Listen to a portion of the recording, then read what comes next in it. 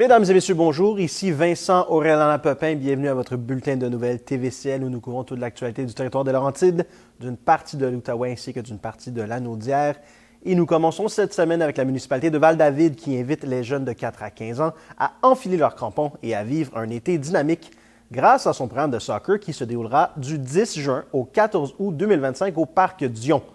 Pensé pour favoriser l'activité physique, l'esprit d'équipe et le plaisir de jouer, ce programme est accessible à tous les enfants de la communauté, quel que soit leur niveau. Pour les plus petits, le volet Timbits, offert en partenariat avec Tim Hortons, s'adresse aux enfants de 4 à 6 ans. Au coût abordable de 35 $, ce programme inclut un chandail et promet une première expérience de soccer ludique et encadrée. Les groupes sont limités à 32 enfants et la municipalité est à la recherche d'entraîneurs bénévoles pour assurer l'encadrement sur le terrain.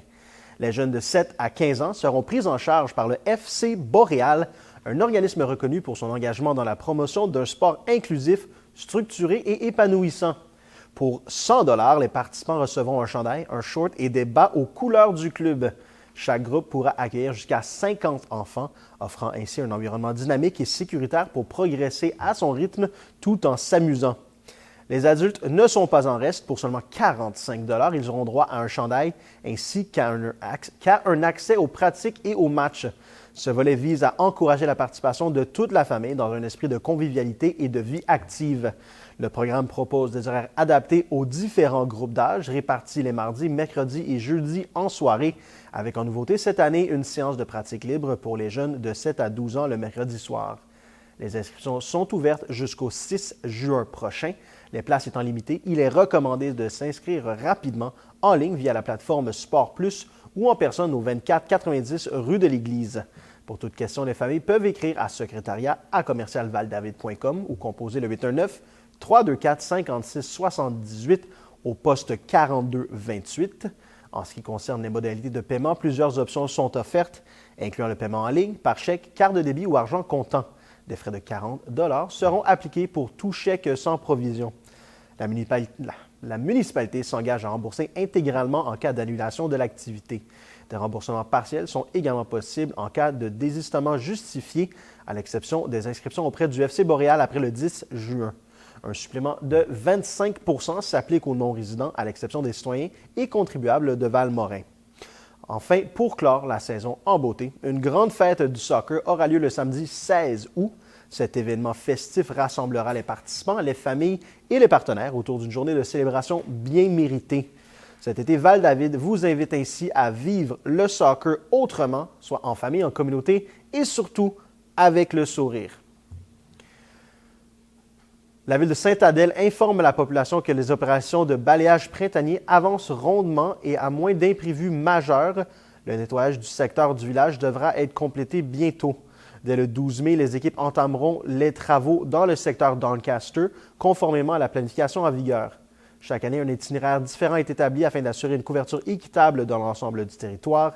Cette rotation vise à garantir que tous les secteurs bénéficient à tour de rôle d'un traitement prioritaire sans qu'aucune zone ne soit favorisée de manière récurrente au détriment des autres. Pour l'année 2025, la séquence retenue est la suivante. Le cœur du village, Doncaster, Lac-Paquin, Lac-Doré, Domaine Saint-Louis et Montvert. Plusieurs citoyens du secteur Domaine Saint-Louis ont récemment exprimé le souhait d'obtenir des précisions quant aux rues concernées par le balayage cette année. La ville tient donc à confirmer que les rues suivantes seront incluses dans l'intervention. Sainte-Olive, Arthur Frenette, Ernest Brousseau, Ulrich Ménard, l'Académie, Sapinière, Ouimet, Monty, Saint-Louis, Bellevue. Du Domaine, Rémy-Vizina, Des Hauteurs, Noël, Beaumont, du Centre, Air-Pur, Cédrière, Fougères, Rose, Muguet, Chevreuil et Lys. Chèvrefeuille, et Lys. La ville remercie chaleureusement les citoyens et citoyennes pour leur collaboration et leur compréhension tout au long de cette opération d'entretien printanier. Ces travaux permettent de maintenir les rues propres, sécuritaires et accueillantes pour tous, en plus de marquer l'arrivée officielle du printemps dans la municipalité. Pour suivre l'évolution des travaux, il est possible de consulter le site Web ou la page Facebook de la Ville. Les citoyens de Val-David pourront profiter d'un été encore plus actif et divertissant grâce à une entente intermunicipale récemment conclue avec la Ville de Sainte-Agathe-des-Monts. En vigueur du 1er mai au 31 décembre 2025, cette entente permet aux résidents de Val-David d'accéder gratuitement ou à tarif réduit à plusieurs infrastructures sportives et de loisirs sur le territoire voisin.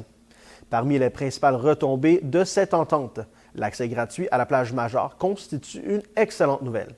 Située au bord du lac des Sables à Sainte-Agathe-des-Monts, cette plage familiale et sécuritaire devient gratuite pour tous les citoyens de Val-David, à condition de présenter la carte Expérience Loisirs. Sans cette carte, le tarif en vigueur pour les non-résidents s'appliquera, soit 17,25 $ par personne. Grâce à cette initiative, les familles pourront passer l'été les pieds dans l'eau en toute tranquillité tout en profitant d'un panorama exceptionnel. L'entente va bien au-delà de l'accès à la plage. Elle permet également aux résidents de Val-David de bénéficier du tarif résident pour l'ensemble des installations sportives et activités offertes à Sainte-Agathe-des-Monts. Que ce soit pour le patinage libre ou le hockey mineur au centre sportif Damien-Étu, le pickleball libre au gymnase Fleur-des-Neiges, le badminton à la polyvalente des Monts ou le tennis municipal sur la rue Saint-David. Les citoyens auront un accès facilité et équitable à une grande variété d'activités. Les amateurs de soccer organisés pourront aussi profiter des terrains extérieurs du centre sportif avec les détails d'inscription disponibles sur la plateforme Sport Plus de Sainte-Agathe-des-Monts. Il est toutefois important de noter que la piscine du centre sportif Damien-Étu est actuellement fermée pour des rénovations. Pour bénéficier de ces privilèges, l'obtention de la carte citoyen, de la carte Expérience Loisirs est essentielle. Elle est disponible au centre sportif Damien-Étu sur présentation de 2 preuves de résidence, dont une avec photo.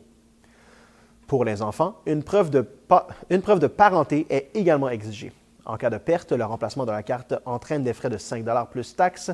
Cette carte est obligatoire non seulement pour accéder à la plage Major, mais aussi pour profiter des tarifs résidents lors de l'inscription aux diverses activités.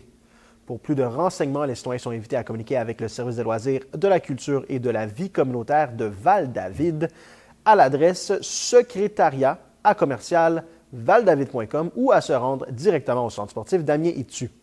Avec cette entente, Val-David renforce l'accessibilité aux loisirs pour sa population et encourage la pratique d'activités physiques dans un cadre stimulant, convivial et collaboratif.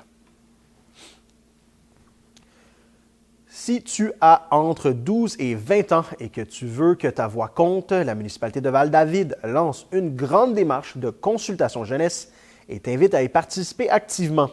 Que tu aies des idées à partager, des projets à imaginer ou simplement l'envie de t'impliquer, c'est le moment de te faire entendre et de contribuer concrètement à l'avenir de ton village. À travers une série d'ateliers créatifs et participatifs, les jeunes participants seront invités à rêver leur village idéal et à approfondir un projet qui les inspire particulièrement. Guidés par 2 animatrices dynamiques, ils auront l'occasion d'exprimer leurs besoins, leurs préoccupations et leur vision d'un milieu de vie à leur image. Ces moments d'échange seront aussi l'occasion de réfléchir collectivement à ce que signifie grandir, apprendre et s'épanouir à Val-David. Plusieurs événements sont prévus au courant du mois de mai pour permettre aux jeunes de participer selon leur disponibilité. Que ce soit autour d'une pizza, à l'heure du lunch, à la bibliothèque ou dans le parc, chacun de ces rendez-vous offrira un espace chaleureux et stimulant pour réfléchir ensemble. Le 27 mai, entre 11h30 et 13h30, le Midi Idées se tiendra à la Petite Gare. Le 30 mai à 17h30, la Tempête d'idées prendra place à la bibliothèque municipale. Et le même soir, dès 19h, la station Idées et Chill animera le parc Dion.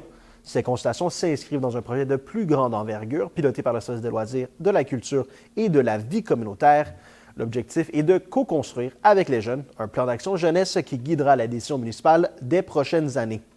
Ce plan vise à développer une offre de services, des infrastructures et des activités adaptées aux réalités des adolescents de Val-David, tout en renforçant leur sentiment d'appartenance à la communauté. Ce projet s'appuie sur les engagements du plan stratégique municipal 2023-2025 et il s'inscrit dans les objectifs de la politique québécoise de la jeunesse 2030. Il vient aussi enrichir des initiatives déjà bien établies sur le territoire, comme la piste de vélo Pump Track, la butte à vélo, le skate park ou le programme littéraire jeunesse à Go On Lit. En mettant la jeunesse au cœur de ses priorités, Val-David démontre une volonté forte de construire une communauté inclusive, dynamique et tournée vers l'avenir. Pour en savoir davantage sur cette démarche, Visitez valdavid.com/loisirs, /vie, /communautaire, /stratégie, /jeunesse. Dans le cadre de la semaine de l'action bénévole, la municipalité de Val-David a tenu le dimanche 27 avril dernier une chaleureuse journée de reconnaissance pour souligner l'engagement exemplaire de plusieurs citoyennes et citoyens qui, par leur implication soutenue, contribuent à faire rayonner la communauté tout au long de l'année. L'événement, qui a rassemblé plus de 120 personnes autour d'un brunch festif, a été l'occasion de mettre en lumière le travail souvent discret mais ô combien essentiel des bénévoles qui tissent le tissu social de Val-David. Dans une atmosphère empreinte de convivialité et de reconnaissance, la mairesse Dominique Forget a remis une dizaine de certificats Méritas ainsi qu'une médaille de la municipalité à des personnes s'étant distinguées par leur implication remarquable au cours de la dernière année. Parmi les bénévoles honorés, Sylvie Tremblay, pour son implication au sein du comité de financement de l'ensemble vocal au Cœur du Nord, Nicole Boudreau pour son travail à la Maison Phoenix, Carmel Labrèche-Cavezzali pour ses contributions à la Société d'histoire et du patrimoine de Val-David et Denise Blais pour son dévouement envers l'organisme Valeureux. La municipalité a également salué l'apport de Madeleine Lambert à l'exposition 1001 pots, de Mireille Filion au dîner communautaire, de Joël Parent à l'espace ludico et de Sylvie Flamand au Festival des 1001 patentes qui bougent. 2 bénévoles de la boutique Les Abeilles, Elisabeth Dutil et Guy Paquette, ont aussi été honorés pour leur engagement constant, tout comme Hélène Eichelman pour sa présence fidèle à la bibliothèque municipale. À travers ces distinctions, la municipalité de Val-David souhaite exprimer toute sa reconnaissance envers ces femmes et ces hommes qui offrent généreusement leur temps, leur énergie et leur bienveillance au service des autres. Leur implication contribue à faire de Val-David une communauté vivante, solidaire et profondément humaine. Le 22 avril dernier, à l'occasion du Jour de la Terre, un geste fort de sens a été posé à Val-David. Les élèves de la 4e année de l'école Saint-Jean-Baptiste ont remis 2 chaises des générations aux membres du conseil municipal. Ce projet émouvant, porté par la Maison Phoenix en collaboration avec le mouvement Mères au front, a su conjuguer art, engagement et message citoyen. L'une de ces chaises occupera désormais une place bien en vue lors des assemblées publiques. Sa présence symbolique rappelle l'importance d'inclure la perspective des générations futures dans les décisions politiques locales. Elle agit comme un témoin silencieux mais puissant de la responsabilité collective que nous portons envers les enfants d'aujourd'hui et les citoyens de demain. La seconde chaise trouvera sa place à l'Hôtel de Ville, en plein cœur des lieux décisionnels. Elle rappellera aux élus et aux employés municipaux que chaque choix posé dans l'instant présent contribue à dessiner le futur de la collectivité. Plus qu'un objet décoratif, elle devient un repère visuel de l'engagement intergénérationnel. Par ce geste simple mais porteur, les jeunes élèves, accompagnés de leurs enseignants et enseignantes, ont livré un message fort. L'avenir se construit avec attention, responsabilité et bienveillance. La municipalité de Val-David tient à exprimer sa profonde reconnaissance à toutes les personnes qui ont contribué à la réalisation de ce projet, qu'il s'agisse des élèves, du personnel scolaire ou des bénévoles impliqués. À travers cette initiative, c'est toute une communauté qui réaffirme son engagement à des valeurs fondamentales telles que la conscience écologique, la solidarité et l'espoir. La Ville remercie tous ceux et celles qui, par leur engagement, nourrissent la vision d'un avenir plus juste, plus vert et profondément humain. La municipalité de Val-David lance un appel aux artistes et artisans de disciplines variées en vue de la 15e édition du très attendu Salon des artisans de Val-David. Les créateurs intéressés sont invités à soumettre leur candidature d'ici le 1er juin 2025 afin de participer à cet événement phare qui se tiendra les 29 et 30 novembre prochains au cœur du village dans une ambiance festive et chaleureuse qui marque chaque année le début du temps des fêtes. Ce rendez-vous culturel est l'occasion rêvée pour les artistes et artisans de la région de faire découvrir leurs créations, d'échanger avec un public curieux et enthousiaste et de profiter de la renommée artistique de Val-David, reconnue pour sa vitalité culturelle et son fort achalandage lors de ce type d'événement. Pour cette 15e édition, une trentaine d'artisans seront sélectionnés afin d'exposer et vendre leurs œuvres dans 2 lieux emblématiques du village. soit la salle Athanase David située dans l'église au 2490 rue de l'Église, ainsi que le pavillon Maurice Monti, installé dans l'ancien presbytère juste à côté. Les personnes intéressées doivent faire parvenir leur dossier de candidature complet au plus tard le 1er juin. Il peut être transmis par courriel à l'adresse secrétariat@valdavid.com ou encore déposé en personne au 2490 rue de l'Église par la porte latérale. Il est important de noter que seuls les dossiers complets et reçus avant la date limite seront considérés. Pour obtenir plus d'informations, les artistes peuvent communiquer avec le service des loisirs, de la culture et de la vie communautaire de la municipalité de Val-David par courriel à secrétariat@valdavid.com ou par téléphone au 819-324-5678 au poste 4228. Il est également possible de joindre directement la responsable de la culture à l'adresse culture@valdavid.com. La municipalité de Valmorin convie ses citoyens à la 7e édition de la Journée éco-citoyenne qui se tiendra le samedi 24 mai 2025. Cet événement annuel représente une occasion privilégiée de se rassembler pour célébrer l'engagement collectif en faveur de l'environnement. Au programme de cette journée, la distribution gratuite de plus de 1000 plants potagers variés, de 600 arbres feuillus, de compost ainsi que de sacs de terre. Des kiosques d'information seront également présents afin de sensibiliser la population à la gestion responsable de l'eau, aux matières résiduelles et aux pratiques écologiques à adopter au quotidien. Les visiteurs pourront également découvrir les produits d'artisans et de producteurs locaux qui seront sur place pour présenter leurs créations. Une station de collecte d'appareils électroniques en fin de vie sera installée au garage municipal. Les citoyens souhaitant en profiter sont priés de présenter une preuve de résidence. Afin d'assurer une distribution efficace des matières organiques, la Ville invite les citoyens à réserver leurs produits dès maintenant. Il suffit de remplir le formulaire en ligne accessible sur le site web de la municipalité. La distribution se fera en fonction des réservations. Il est donc recommandé de ne pas attendre. La municipalité de Valmorin est heureuse d'annoncer l'arrivée du Café de la Gare, une nouvelle offre de restauration qui redonnera vie à la gare de Valmorin. Pensée pour les citoyennes et citoyens, les familles, les cyclistes et les promeneurs du parc linéaire du Petit Train du Nord, cette initiative vise à créer un lieu de rencontre chaleureux et accessible. Le café bistrot propulsé par l'équipe derrière le Café de la Gare à Rosemère proposera des plats savoureux et saisonniers à partir de produits locaux. Qu'il s'agisse d'une pause rapide ou d'un moment de détente prolongée, l'endroit saura répondre aux attentes des visiteurs. Une boutique mettant en valeur des produits artisanaux et spécialisés de la région complétera l'expérience dans une approche éco-responsable. Cette nouvelle halte gourmande contribuera à dynamiser le centre du village et deviendra un point de rencontre incontournable. L'ouverture est prévue sous peu.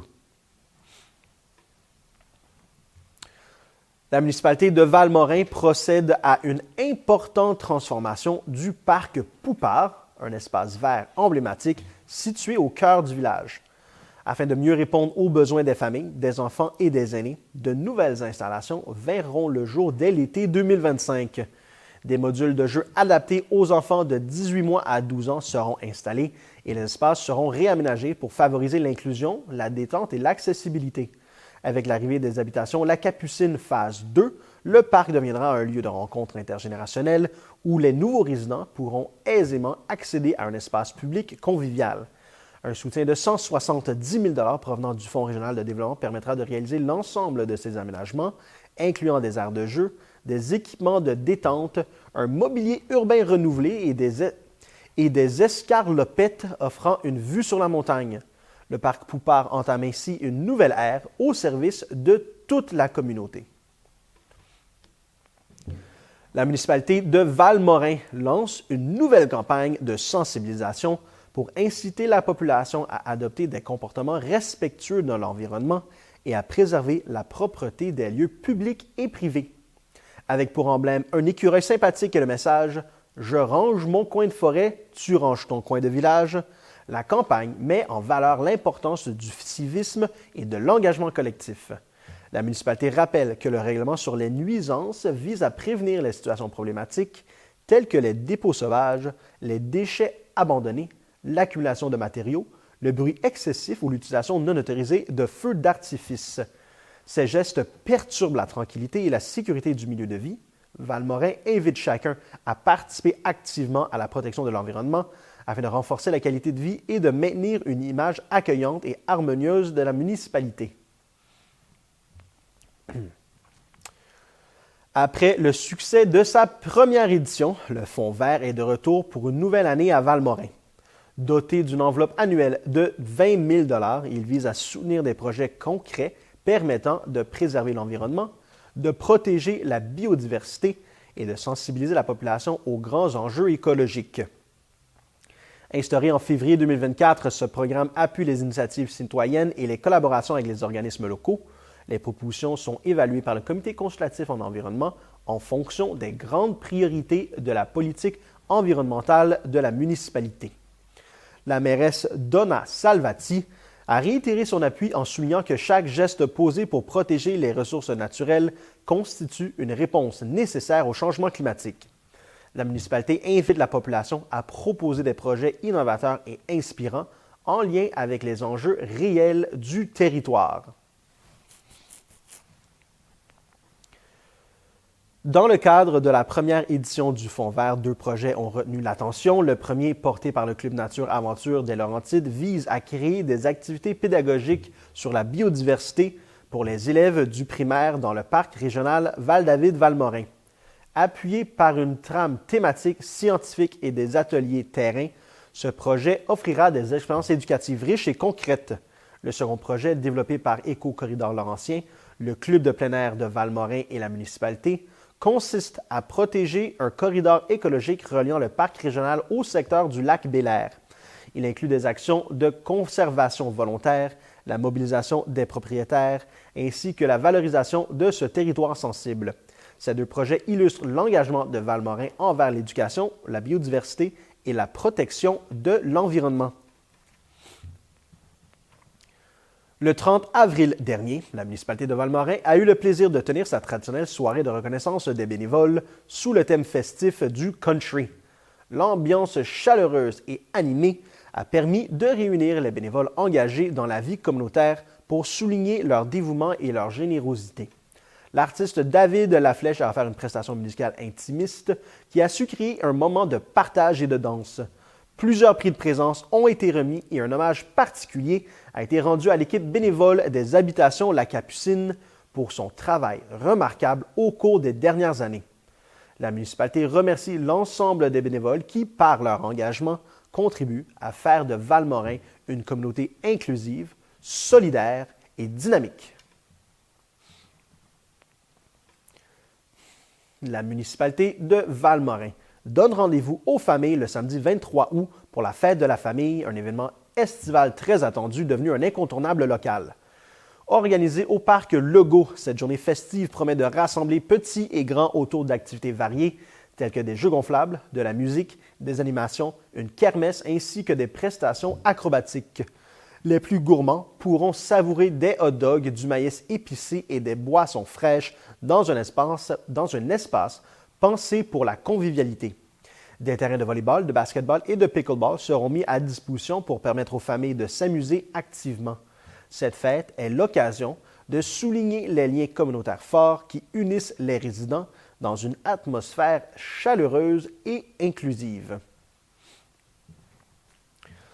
La municipalité de Valmorin poursuit la révision de sa politique famille, aînés et saines habitudes de vie dans le cadre de la démarche Municipalité Amis des aînés. Un comité de pilotage composé de citoyens et de représentants d'organismes communautaires réfléchit actuellement aux meilleures façons d'améliorer les services municipaux et les aménagements urbains. Des consultations publiques auront lieu au cours des prochains mois afin de recueillir les idées et besoins de la population. L'objectif est de proposer un plan d'action clair et cohérent pour faire de Valmorin un milieu de vie inclusif, accueillant et durable qui répond aux attentes de toutes les générations. Revenez-nous après la pause.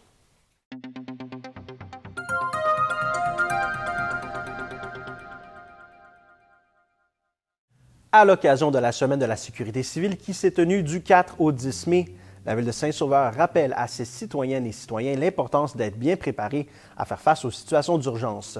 Les événements climatiques récents tels que les inondations, les tempêtes, les orages violents, les épisodes de verglas ou les longues pannes de courant ont démontré que nul n'est à l'abri des imprévus. Être prêt, c'est avant tout assurer la sécurité de sa famille et de ses proches. L'année dernière, la Ville avait proposé un outil simple et accessible, soit la trousse d'urgence 72 heures conçue pour soutenir l'autonomie des citoyens pendant les 3 premiers jours suivant un sinistre. Cette trousse se décline en 4 versions adaptées à divers contextes, à domicile, en voiture, en cas d'évacuation ainsi que pour les animaux de compagnie. Elle contient des éléments essentiels pour faire face à une crise, eau potable, lampe de poche et pile de rechange, trousse de premiers soins, documents importants, nourriture non périssable et outils de sécurité. Des objets simples mais cruciaux qui peuvent faire une réelle différence en situation d'urgence. La Ville encourage la population à profiter de cette semaine thématique pour ressortir leur trousse, l'inspecter, en vérifier le contenu et en mettre à jour les articles périssables ou manquants. Pour ceux et celles qui ne l'auraient pas encore constitué, c'est l'occasion idéale pour le faire. Les citoyens sont invités à consulter la page officielle de la trousse d'urgence 72 heures afin de découvrir la liste complète des articles recommandés adaptés à différents scénarios.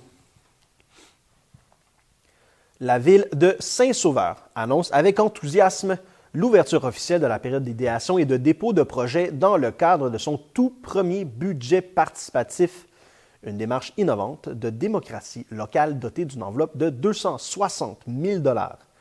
Cette initiative permet aux citoyens de proposer eux-mêmes des projets à vocation collective et de voter pour ceux qu'ils souhaitent voir se concrétiser au cours de l'année.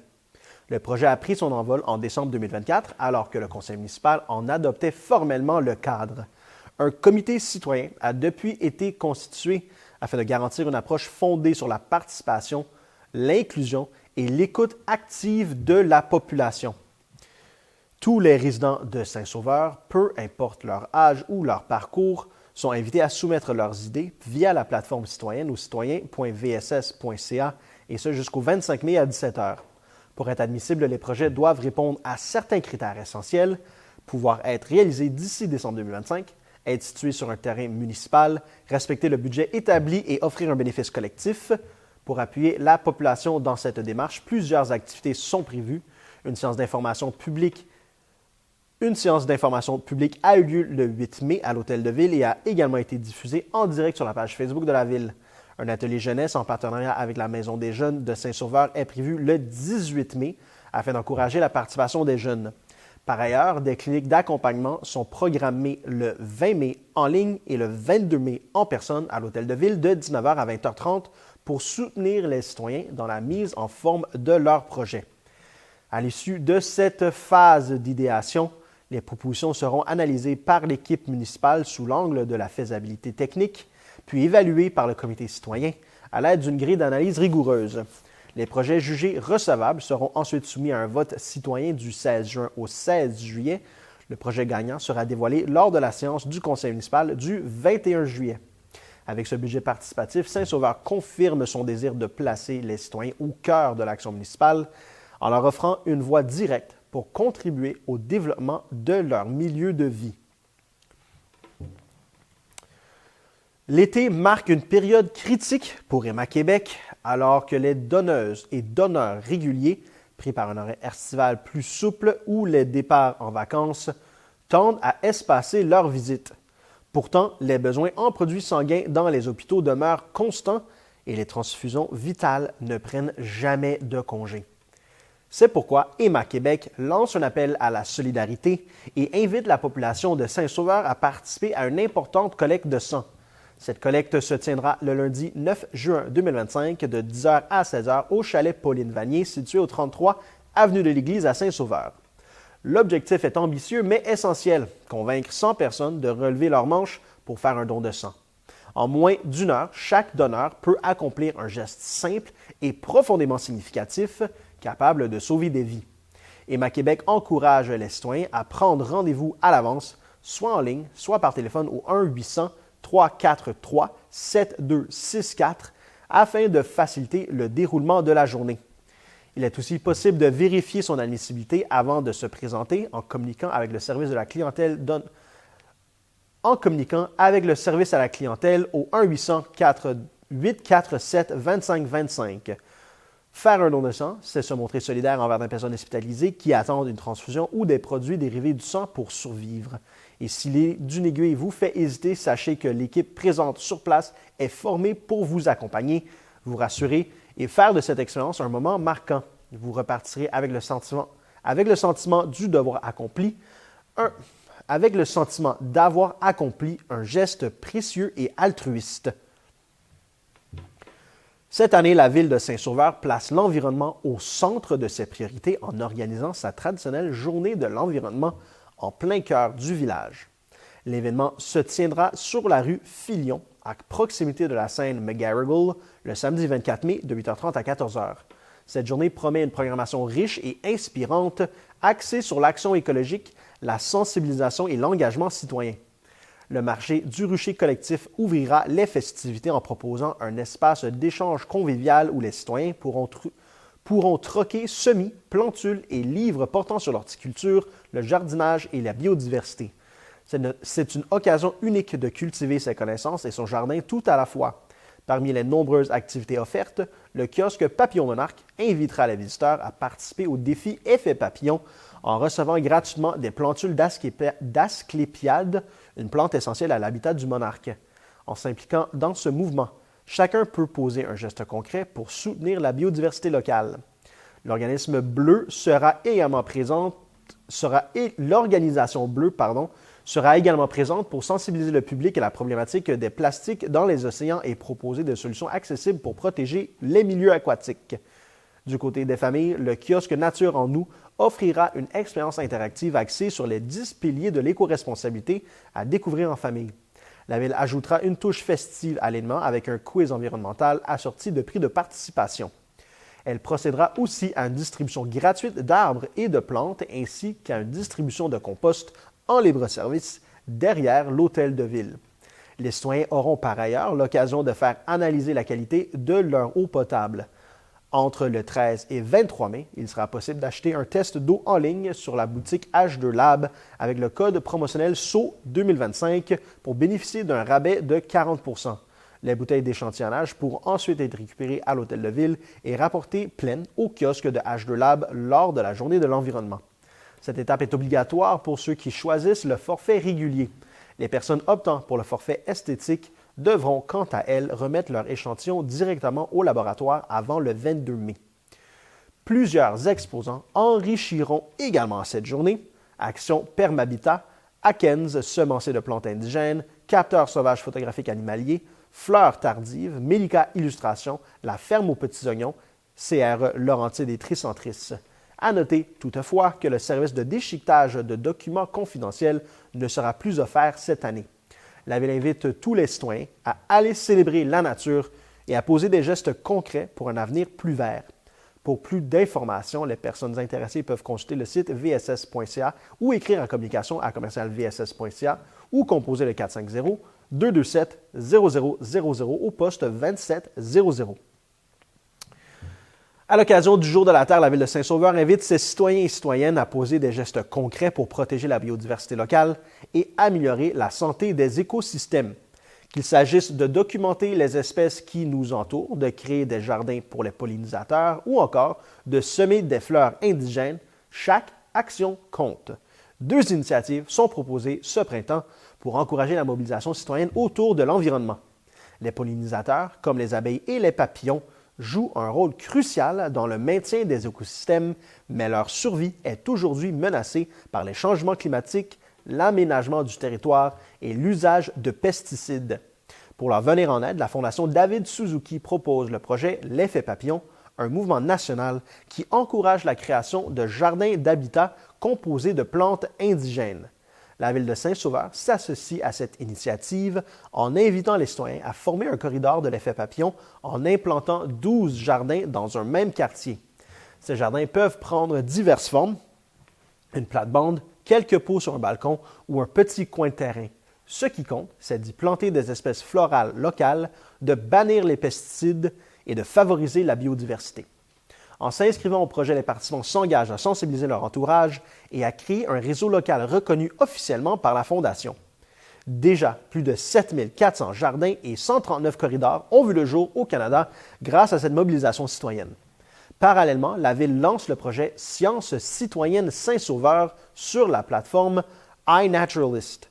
Ce projet collaboratif a pour but de recenser les espèces fauniques et floristiques observées sur le territoire dans le but de mieux comprendre et protéger la richesse naturelle locale. iNaturalist est une application gratuite et facile d'utilisation qui permet de photographier une espèce, d'en indiquer la localisation et de contribuer ainsi à une immense bande de données scientifiques ouverte à tous. En participant, les citoyens aident non seulement à enrichir les connaissances de la Ville sur la biodiversité locale, mais ils soutiennent aussi de nombreux travaux de recherche et de conservation.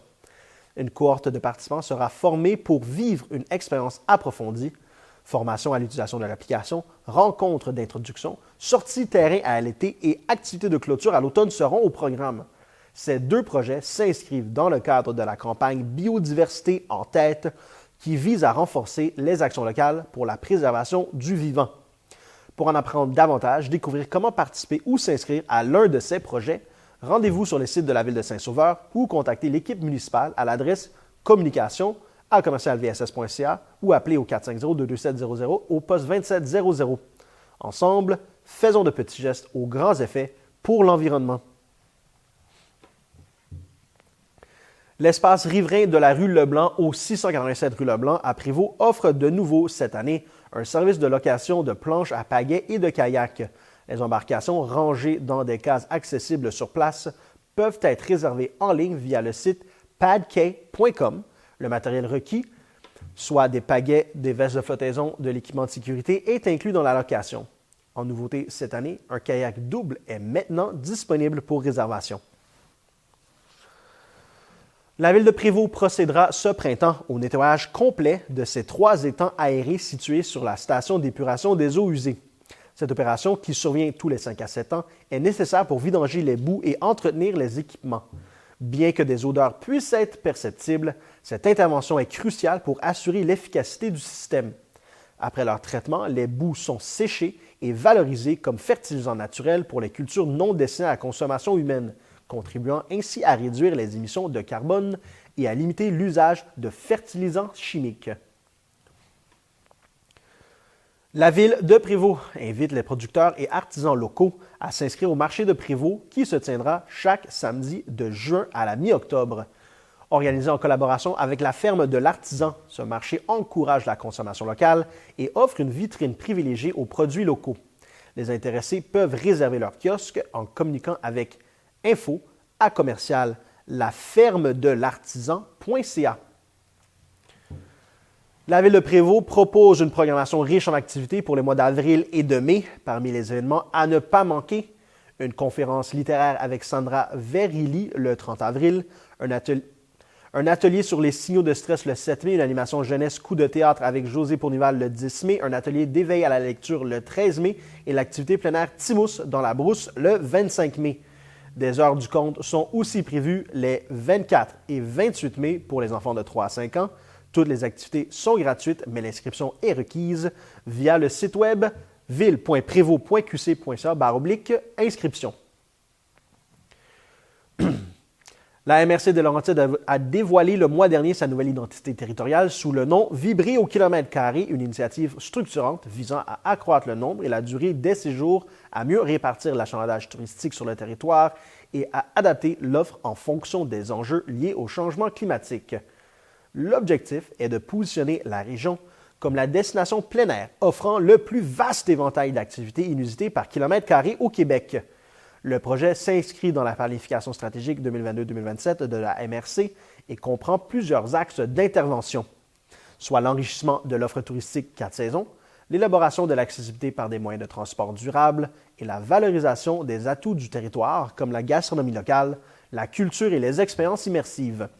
La ministre des Affaires municipales, André Laforêt, mentionne que ce projet d'envergure permettra à la population de profiter d'une offre bonifiée et favorisera un développement harmonieux du territoire en valorisant ses attraits.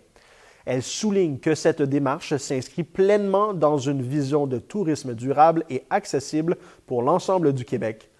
La ministre responsable des Aînés et de la région des Laurentides, Sonia Bélanger, salue également cette initiative. Elle explique que cette nouvelle identité territoriale apportera un vent de fraîcheur bénéfique pour l'ensemble de la région. Porté par le préfet Marc Lheureux, le projet mise sur une approche collaborative avec les élus, les partenaires et les acteurs touristiques de la région. Vibrer au kilomètre carré, c'est un appel à l'action et à la concertation. La directrice générale de la MRC de Laurentides, Nancy Pelletier, rappelle les priorités de l'initiative. Elle affirme que la MRC veut innover pour faciliter les déplacements, diversifier les activités à l'année, développer le tourisme canin, renforcer l'offre gourmande et accroître son rayonnement. Parmi les projets concrets déployés dans le cadre de cette stratégie, nous retrouvons un système de navettage intelligent en place dès juin 2025 pour favoriser la mobilité durable et l'accès aux attraits sans dépendance à l'automobile. Le développement du tourisme canin dès l'été 2026 avec des infrastructures adaptées aux voyageurs accompagnés de chiens, la mise en valeur de l'offre gourmande et des produits forestibles dès juillet 2025 en s'appuyant sur les circuits locaux et l'expertise culinaire de la région, la création de points d'intérêt éducatifs et interactifs dès l'été 2025, misant sur les expériences authentiques, culturelles et autochtones. Par cette démarche, la MRC des Laurentides souhaite accroître les retombées économiques locales, générer de nouveaux emplois dans le secteur touristique et devenir un modèle pour d'autres régions confrontées à des défis similaires. Un partenariat a d'ailleurs été établi avec la ville de Perpignan en France afin de favoriser les échanges de bonnes pratiques et d'élaborer des solutions durables face aux enjeux climatiques. Ce projet est rendu possible grâce au soutien du ministère des Affaires municipales et de l'Habitation par l'intermédiaire des volets 1 et 3 du Fonds Région et Ruralité. La MRC des Laurentides a récemment annoncé les résultats de son appel à projet 2025 dans le cadre du Fonds Région et Ruralité. Grâce à une enveloppe de 131 500 $, ce sont 16 projets porteurs qui recevront un appui financier pour améliorer la qualité de vie sur le territoire, tant sur le plan social, économique qu'environnemental. Ce projet s'adresse aux organismes, municipalités et entreprises locales qui souhaitent proposer des projets répondant aux priorités d'intervention régionales. Cette année, 39 propositions ont été soumises, représentant une demande globale de plus de 625 000 $. Après analyse, 16 d'entre elles ont été sélectionnées par le comité des maires lors de la séance du 20 février.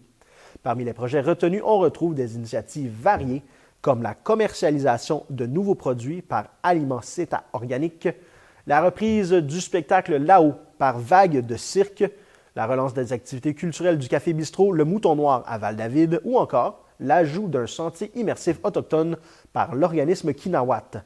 Plusieurs projets mettent aussi l'accent sur le développement durable, à l'image de l'Alliance pour un tourisme durable dans les Laurentides, portée par la Fondation Les Pages Vertes, ou du Rendez-vous Conservation Laurentide 2025, organisé par Éco-Corridor Laurentien.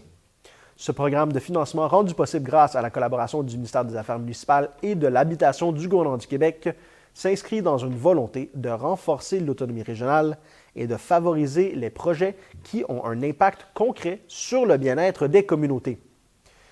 Les citoyens et organismes intéressés sont invités à surveiller le prochain appel de projet prévu à l'automne 2025. Pour en savoir plus, rendez-vous sur le site web de la MRC des Laurentides au mrclaurentides.qc.ca/FRR. Revenez-nous après la pause.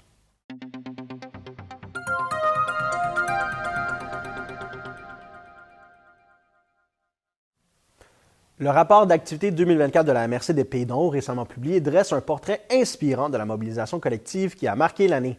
Sous le signe du développement durable, de l'innovation et de la cohésion territoriale, l'ensemble des actions menées démontre la volonté de la MRC des Pays-d'en-Haut de répondre activement aux besoins de sa population tout en préparant l'avenir de manière responsable. Dans ce bilan, plusieurs secteurs ressortent comme des vecteurs clés de transformation, soit la planification territoriale, la transition climatique, le développement économique, la vie culturelle, les services communautaires et les communications numériques. L'année 2024 aura ainsi été rythmée par des initiatives concrètes qui traduisent l'agilité, la vision et la rigueur de toute une organisation. Parmi les projets phares qui Parmi les projets phares, on note la poursuite du plan climat, la mise en œuvre d'une politique de soutien aux entreprises, ainsi que des investissements stratégiques dans les infrastructures récréotouristiques. La création d'un fonds dédié à la pérennité des sentiers, doté d'une réserve annuelle de 125 000 $ sur 10 ans, illustre l'engagement concret de la MRC envers la protection et le développement de son patrimoine naturel. En parallèle, un appui financier important a été accordé à des organismes communautaires œuvrant en sécurité alimentaire.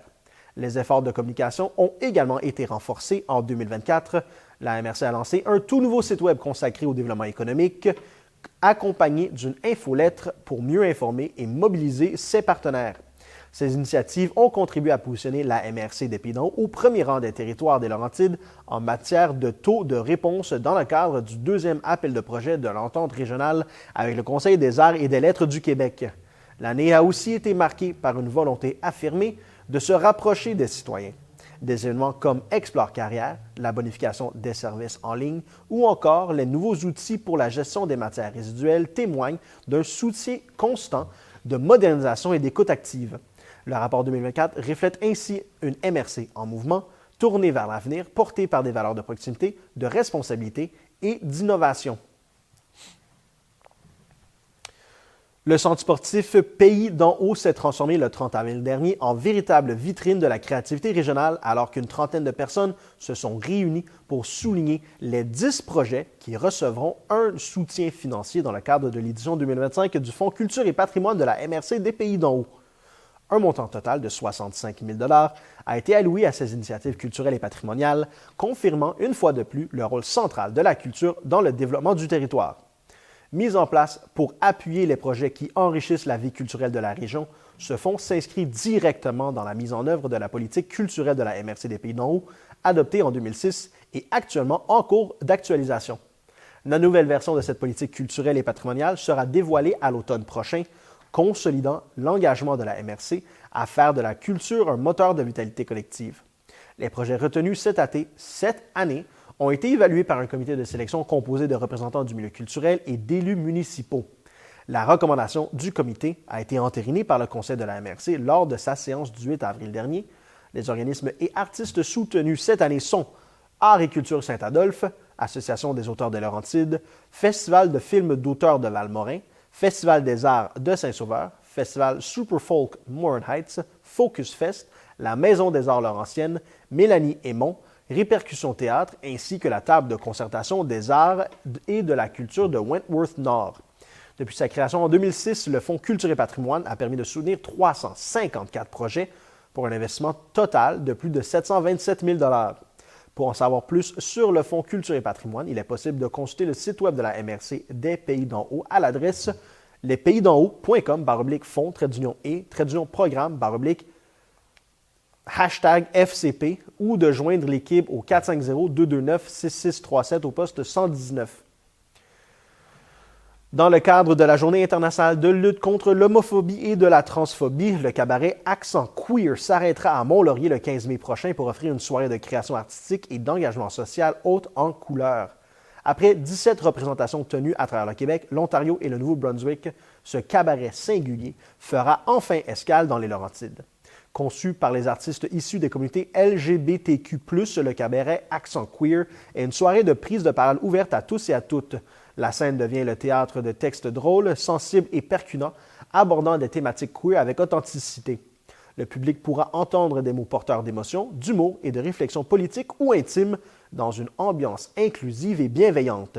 Cet événement vise à offrir une représentation significative aux personnes queer en leur permettant de se voir, de s'entendre et de se reconnaître dans les récits partagés.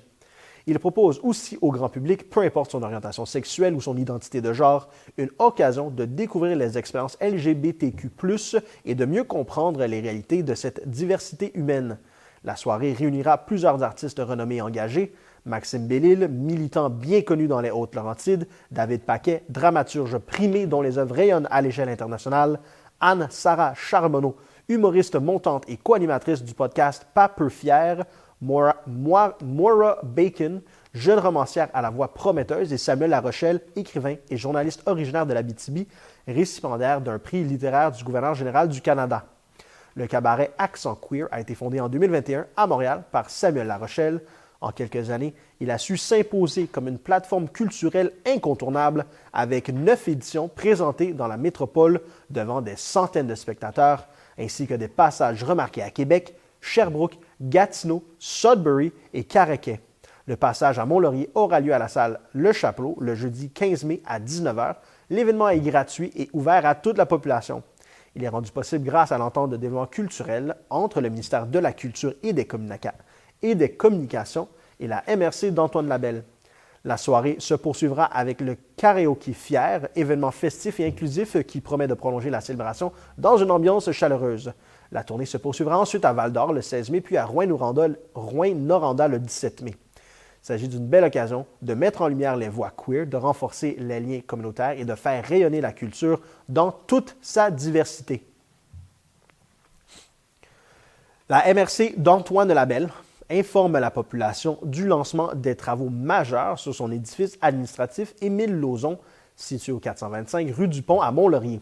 Ces travaux, qui s'échelonneront de mai à octobre 2025, nécessiteront des ajustements temporaires aux services offerts à la population. Dès le lundi 5 mai, l'accès au bâtiment sera restreint et les services de la MRC seront disponibles sur rendez-vous seulement. Les travaux en cours visent à corriger certaines défectuosités structurelles et à remplacer des éléments du bâtiment. Ils incluent également des interventions de restauration et de préservation patrimoniale rendues possibles grâce au programme d'aide à la restauration issu du programme de soutien au milieu municipal et patrimoine immobilier du ministère de la Culture et des Communications du Québec. Ces travaux permettent de préserver la valeur patrimoniale de cet édifice emblématique tout en assurant sa pérennité. Pendant la durée du chantier, l'entrée principale du bâtiment sera fermée. Les citoyens devront utiliser l'entrée secondaire accessible depuis le stationnement au 405 rue du Pont. Bien que le personnel demeure en poste et disponible, les rencontres devront se faire uniquement sur rendez-vous. La liste complète des employés ainsi que leurs coordonnées est accessible en ligne à l'adresse mrcal.ca/votre-portrait-de-la-MRC/équipe.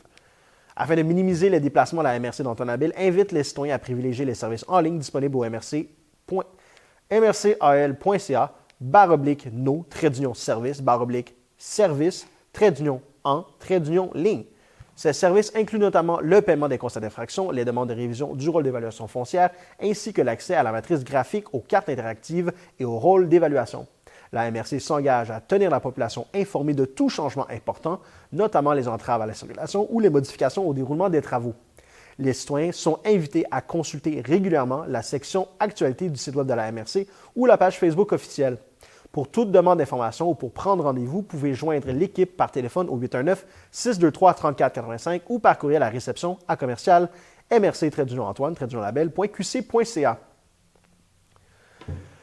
La MRC d'Antoine Labelle invite les organisations admissibles à déposer un projet dans le cadre de son initiative Signature Innovation, Expérience Aventure Nature, Bains de forêt, de lacs et de rivières, Expérience d'une autre Laurentide. Ce projet structurant, réalisé en collaboration avec le ministère des Affaires municipales et de l'Habitation, vise à soutenir des initiatives ponctuelles qui enrichissent l'offre de la région.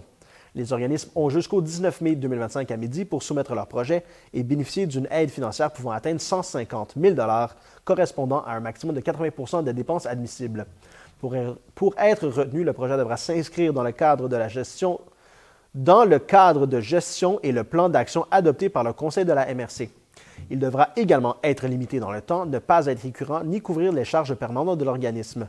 Ce programme représente une occasion unique de contribuer au rayonnement de l'expérience touristique distinctive de la MRC, tout en renforçant la vitalité locale. Revenez-nous après la pause.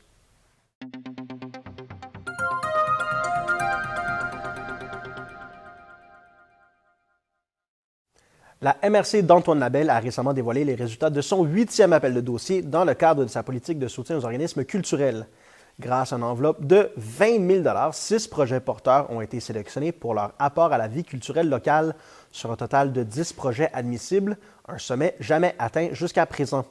Parmi les projets soutenus, notons la relocalisation du ciné-club On Tourne par Art et Culture L'Ascension, une étude acoustique menée à l'église Saint-Ignace de Loyola, ainsi que la création d'une exposition sur l'histoire des hôtels de Nominingue par la Société du patrimoine local.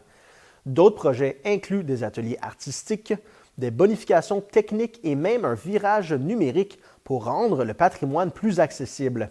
Créé en 2017 et actualisé en 2023, la politique vise à reconnaître et accompagner les organismes culturels du territoire en leur offrant un soutien financier, professionnel et technique. Cette édition a démontré à quel point la culture demeure un moteur essentiel du développement régional dans la MRC d'Antoine Labelle. La MRC d'Antoine Labelle fait revivre son histoire et son patrimoine grâce au lancement d'une série balado intitulée « Mémoire familiale ». Réalisée en collaboration avec la firme L'Assembleuse et avec l'appui de la Société d'histoire et de généalogie des Hautes-Laurentides. Cette série propose une incursion dans les souvenirs de 8 personnes ayant marqué le territoire. Chaque épisode offre une plongée dans le passé, évoquant des thèmes aussi variés que la colonisation, l'électrification des villages, la rivière du Lièvre ou encore des histoires d'amour et de famille. La série a été lancée le 24 avril dernier avec un nouvel épisode diffusé chaque jeudi. Tous les épisodes seront ensuite accessibles en continu sur Balado Québec, Spotify et sur le portail culturel de la MRC d'Antoine Labelle.